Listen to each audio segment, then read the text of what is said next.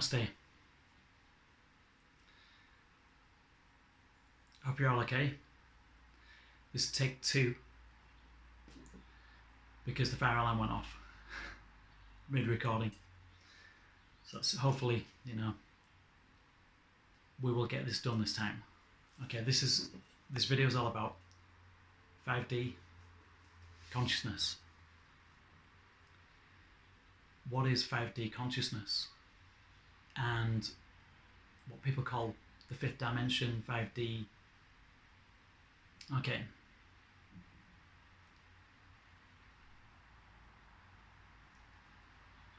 So first of all, from what I've been shown by my higher self speaks through me for the majority of my time now.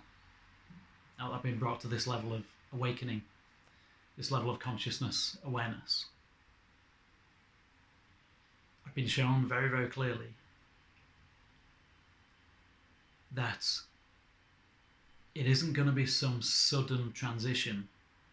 There's not just going to be this sudden flash of light and then we're instantly in the 5th dimension of 4th and 5th densities of consciousness.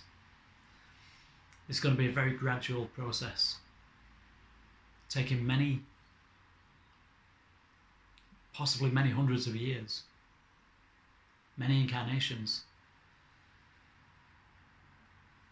I don't like to dash anybody's hopes or anything like that, but what I've been shown is the chances of this happening suddenly are extremely low. The probability that I've been shown is that it's going to be a slow transition into what people call 5D. Now there's a difference between dimension and density. They both start with a D, but there's a very big difference. And the difference is this. A density of consciousness is the rate or the frequency, the speed at which the light vibrates within your energy body, okay, or your soul. That's what we call your light quotient. Your light quotient is the totality of light, and the density of consciousness that you attain is your conscious awareness,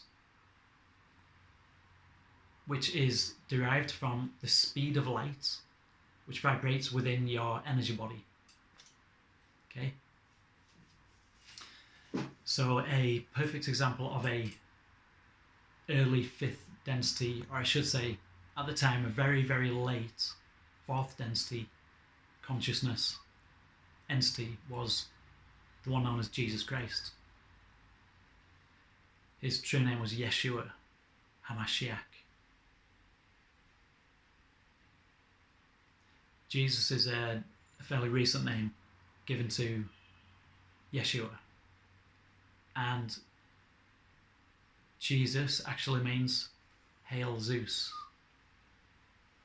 Now, of course, there's agendas. When you look back amongst the Roman Catholic Church, there are agendas, and there has been since they crucified Jesus. And it wasn't just the Jews who did that. It was the Roman Empire, the Roman authorities wanted Jesus out of the way because he was giving everybody their power back. He was giving everybody their liberation back. He was liberating a very fearful and fear-struck people. And a lot of his true teachings have been wiped out, very sadly wiped out from the canonized Bible and the mainstream Orthodox Christianity, including his true name. I mean, Yeshua isn't that difficult to say, right? You'd think they would at least keep his true name, right? But they didn't even do that. And although there is a lot of truth to the canonized Bible, from what I've been shown, there's some very great distortions as well. Yeshua never said, the only way is through me. Although at that time, for his people, 2,000 years ago, They were so lost, and they'd lost their way so much, and they were so full of fear. And they'd lost their power so much that he came to give their power back. That's partly why he was killed. His own people didn't like him saying, I am one with the Father. And they didn't like him breaking the Sabbath, and they didn't like him breaking the rules of their Torah. He came to dispose of that Torah. He came to replace it with the true, undistorted teachings of the one infinite creator, which is that we are all equal to God. We are all an aspect of God. We are all a cell in the body of God, a cell in the body of Christ, the body of Christ consciousness, and we are all one with the source. And Jesus came to tell us this, to give this teaching. Unfortunately, when I say they, the church at the time, you see, the church wanted power and money. Right? It's always the same. They wanted power, control, dominance, and money. And they didn't want their ancient Torah laws given to them by the negatively orientated Yahweh. Now, there was a positively orientated Yahweh, but there was also a negatively polarized imposter Yahweh. That's the vengeful, wrathful, murderous God of the Old Testament that you see. There were two Yahwehs. This is where the confusion is, and this is why so many Christians are so confused, and I'm not surprised. Ask yourself this. If your child made a mistake, would you send that child to a punishment camp where they would torture your child forever? Would you do that to your beloved child? If the answer is no, then why do you think that the most unified aspect of the source, which is pure love and pure light, unconditional love and light, why do you think that that pure love light source would do that to any of its children, any of its cells within its own body? That would be like killing part of its own body. Not even worse than killing, torturing part of its own body. Why would the source of all love and light and knowledge ever want to do that to a part of itself? Why would it ever want to do that to one of its sons or daughters? It wouldn't, is the answer. Okay, so getting back to densities and dimensions. A dimension is very different from a density. A dimension is the perception or the perspective of a location, right? So in this location, we are in the third dimension. We have height, width, and depth, okay? Height, width, height, width, and depth, okay? Depth. 3D. The fourth dimension would be a tesseract. You've seen a tesseract? Okay, so it's a cube within a cube. Cube within a cube. With the diagonal lines coming down and creating the other cube within. But it also expands and comes out of itself. And then within, as within, so without. As above, so below. And when you're in the fourth dimension, you can rotate and change your perspective and see you're beyond time, okay? So the fourth dimension is the three-dimension realm, the third-dimensional realm, but with a greater perspective of timelessness, of being beyond time.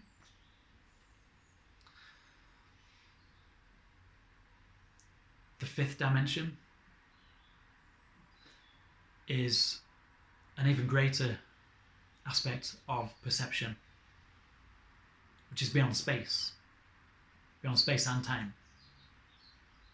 So you have multiple different views of the same location and other locations within your area of manifest creation. That's dimension, okay? The density is the level of awareness that you have attained, the level of conscious awareness. And it's also linked into the level of conscious awareness is also linked in to the vibratory rate of the light quotient within your energy body.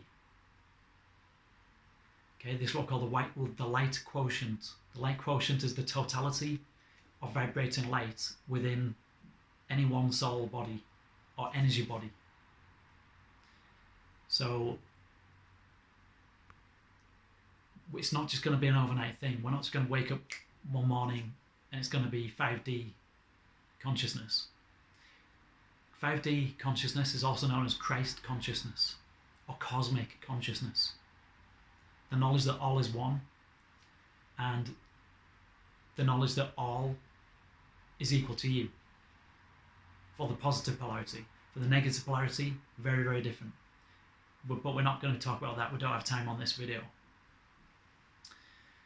5D consciousness is going to take anywhere between 100 and 1,000 years to phase in, to transition in.